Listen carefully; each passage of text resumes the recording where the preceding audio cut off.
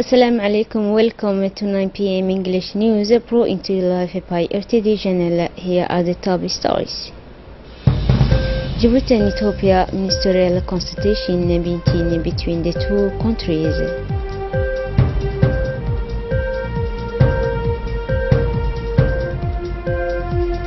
And South Korea propose armed military talks with the North Korea.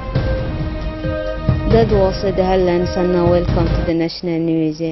This morning an important meeting took place in the framework of coordination and consultation between the two parts with the respective delegation after a long discussion behind closed doors between the two countries, as well as in a spirit of brotherhood and dialogue.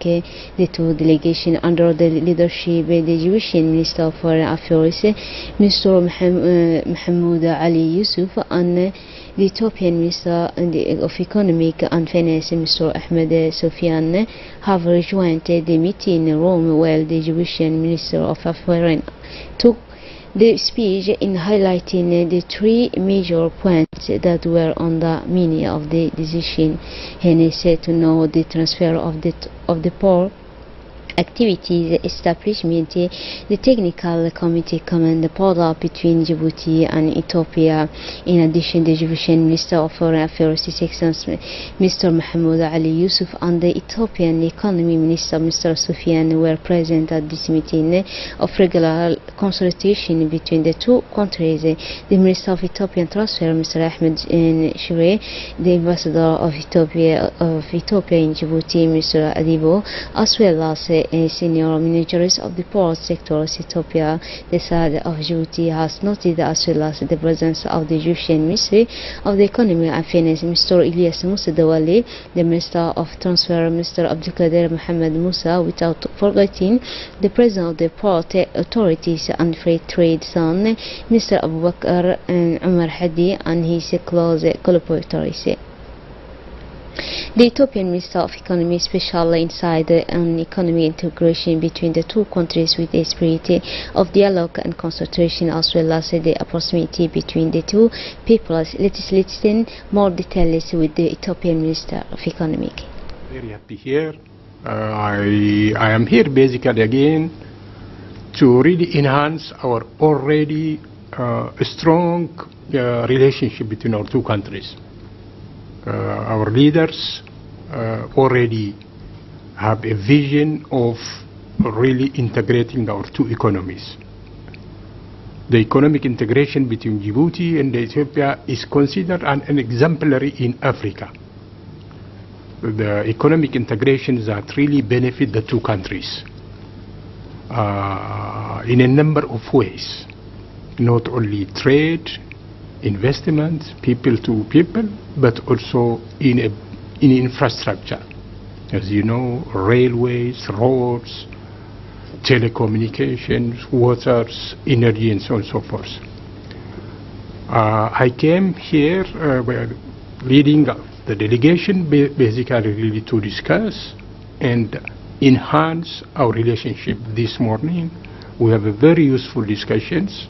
I'm very satisfied with the discussion we have in closed sessions regarding all aspects of our relationships. I hope I will also have a courtesy call to visit presidents as usual to deliver the message of the Prime Minister Haile Mariam of Ethiopia.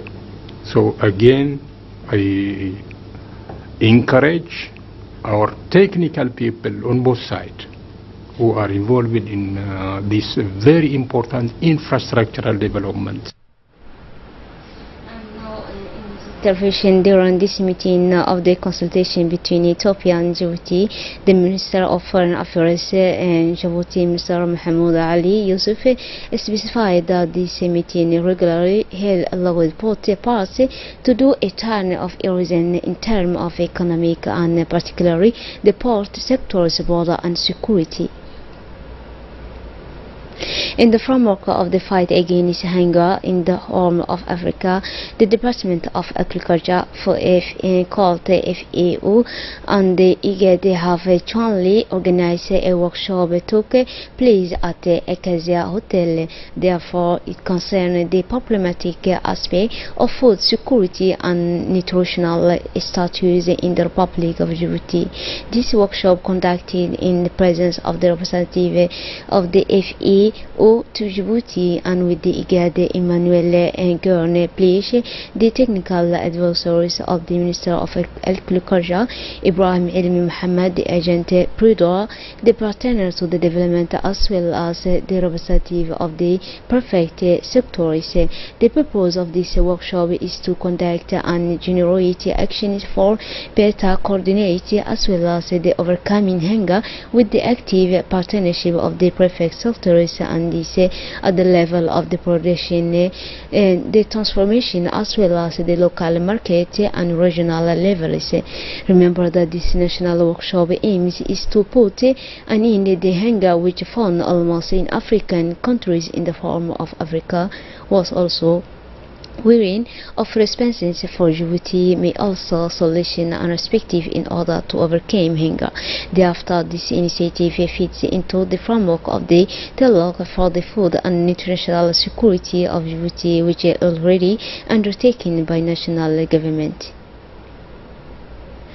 A meeting on the process of the declaration of heritage of a senior executive Djibouti Telecom held this morning in the premise of Djibouti Telecom.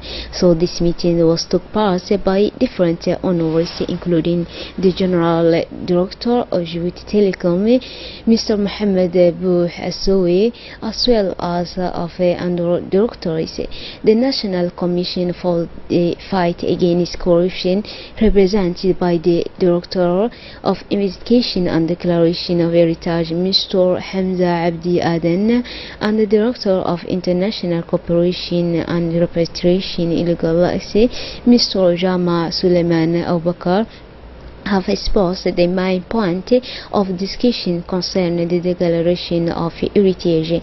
This meeting is part of the application of the Act number 3/30 in Senti, the supplementing the legislation provision relating to the prevention and the fight against corruption promulgated by the President of the Republic, His Excellency Ismail Magili, in 2030, which has for objective to moralization of public life and the promotion of good government in the Republic of Djibouti. The Director of the Investigation, Mr. Hamza Abdi Aden, presented the different mission of the Commission as well as the term and content of process of this declaration heritage. This declaration aims all the high executive of the public service as well any person who have a national mandate or local. The conduct of declaration of the heritage, the inventory of movable and immovable property on the national territory and approach, including the notified subject and owner as well as those belonging to his spouse and minor children.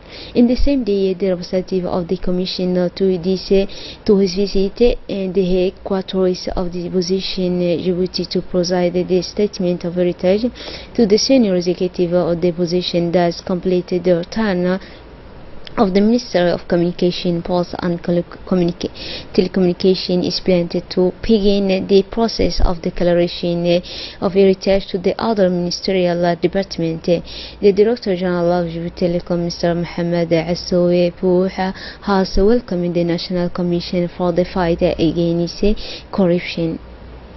The Dewan Zakat has proceeded this morning distribution of the first tranche of contribution of sponsorship at the School of Wisdom.